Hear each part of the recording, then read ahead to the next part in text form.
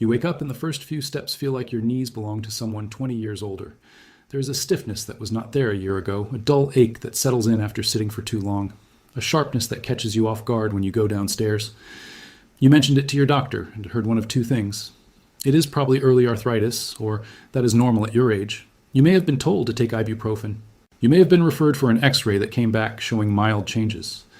And the conclusion was that this is simply what happens to joints as they age, that the cartilage wears down and there is nothing to do except to manage the discomfort.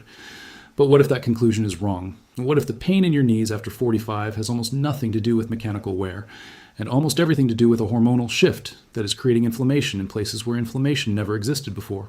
Estrogen does far more in the body than regulate the reproductive cycle. It plays a critical and deeply underappreciated role in maintaining joint health. Estrogen receptors are found in cartilage, in the synovial membrane that lines the inside of every joint, in tendons and in ligaments. When estrogen levels are stable, these receptors receive a constant signal that keeps inflammation in check, maintains the production of synovial fluid, the lubricant that allows joints to move smoothly, and supports the repair of microdamage that accumulates through normal daily use. Cartilage does not have its own blood supply. It receives its nutrients through the synovial fluid that bathes it. When estrogen drops, the production of this fluid decreases. The fluid becomes thinner and less effective as a lubricant, and the cartilage begins to operate in a drier, more friction-prone environment. At the same time, the anti-inflammatory protection that estrogen provided begins to fade. Inflammatory markers in the blood, including C-reactive protein, interleukin-6, and tumor necrosis factor alpha, tend to rise during this hormonal transition. These inflammatory compounds do not just circulate generally through the body, they concentrate in the joints, particularly in weight-bearing joints like the knees, hips, and lower spine. The result feels exactly like arthritis. The stiffness, the aching, the swelling after activity. But it is not the same mechanism as osteoarthritis, which is structural damage from years of mechanical wear. What many women experience after 45 is hormonally driven inflammatory joint pain that mimics arthritis but responds to completely different interventions.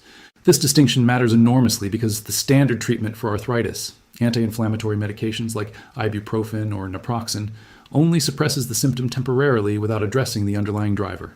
And long-term use of these medications comes with significant risks, including stomach lining damage, increased blood pressure, and reduced kidney function. A woman who takes ibuprofen daily for joint pain without understanding that the pain is being driven by hormonal inflammation is treating a symptom with a tool that creates new problems while doing nothing to resolve the original cause. If you have been told your joint pain is arthritis and accepted that as the final answer, consider whether the timing matches a hormonal pattern rather than a mechanical one. Did the pain appear gradually starting in your early to mid-40s? Does it affect multiple joints, not just one? Is it worse in the morning and better once you start moving? Does it fluctuate with your cycle, if you still have one? Does it come with other symptoms that started around the same time, like fatigue, sleep disruption, weight changes, or mood shifts? If the answer to most of these is yes, the inflammation in your joints may be part of the same hormonal cascade that is driving the other changes in your body. The most effective approach addresses the inflammation at its source rather than masking it with painkillers. The foundation is dietary, because what enters the body through food has a direct and measurable effect on systemic inflammation levels. Omega-3 fatty acids are the single most well-studied natural anti-inflammatory compound available. The two active forms, EPA and DHA, are found in fatty fish like salmon, mackerel, sardines, and anchovies. EPA in particular works by competing with omega-6 fatty acids for the same enzymatic pathways that produce inflammatory compounds.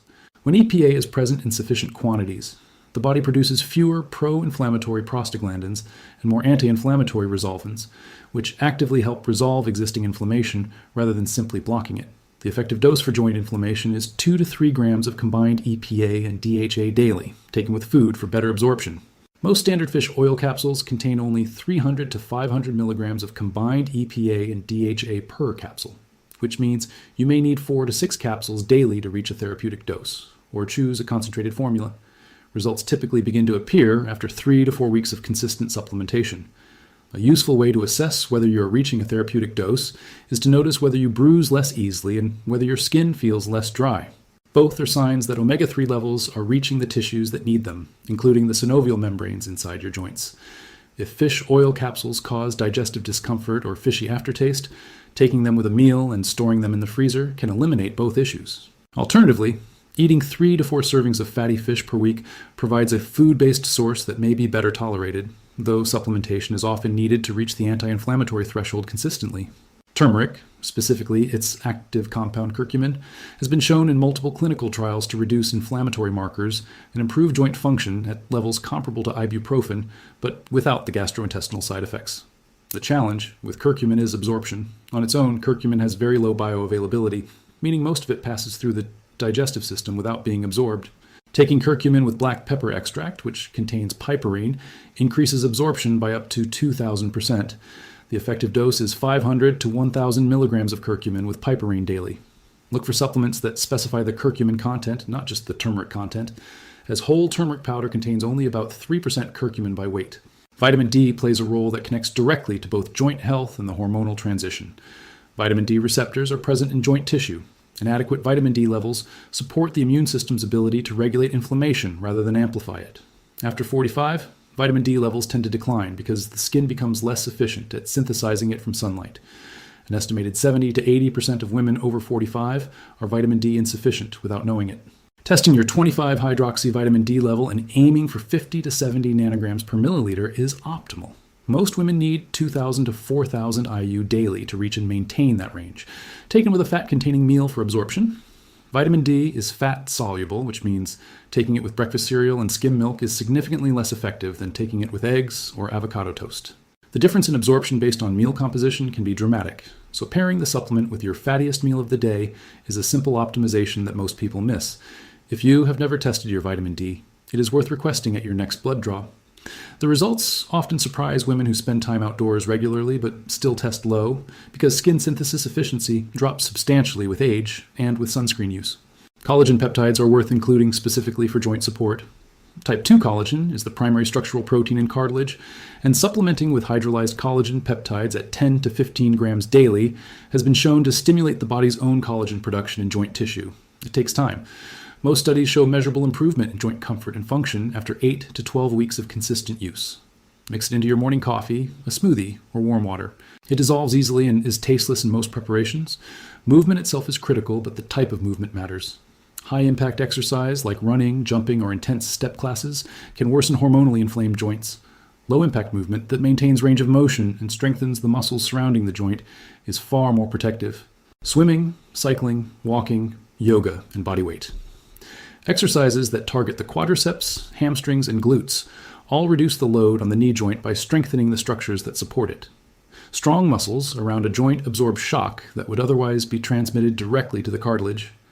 A simple daily habit of bodyweight squats, starting with 10 and building to 30 over several weeks, can meaningfully change how your knees feel within a month. The quadriceps, the large muscle group on the front of the thigh, is the primary shock absorber for the knee joint. When it is weak, every step, every stair, and every time you stand up from a chair sends force directly into the cartilage. When it is strong, it intercepts that force before it reaches the joint surface. Wall sits, where you lean against a wall with your knees bent at 90 degrees and hold for 20 to 60 seconds, are another effective way to build quadriceps endurance without putting load through the full range of motion that can aggravate an inflamed joint. The key is to start where you are, not where you think you should be, and to increase gradually. Joint pain after 45 responds far better to consistent, gentle loading than to aggressive exercise attempts, followed by days of recovery. Topically, applying castor oil packs to the knee area 3 to 4 times per week can help reduce local inflammation.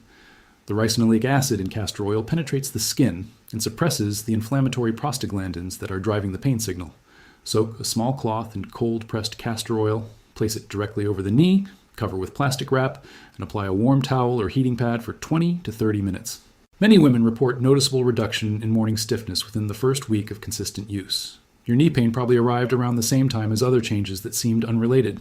The sleepless nights, the belly weight, the thinning hair, the mood shifts. They are not separate events. They are all branches of the same tree, a hormonal transition that touches every system in the body, including the one that keeps your joints quiet and comfortable. The good news is that hormonally driven inflammation responds to the right interventions far better and far faster than true structural arthritis. Your knees are not worn out. They are inflamed, and now you know what is fueling the fire and how to put it out.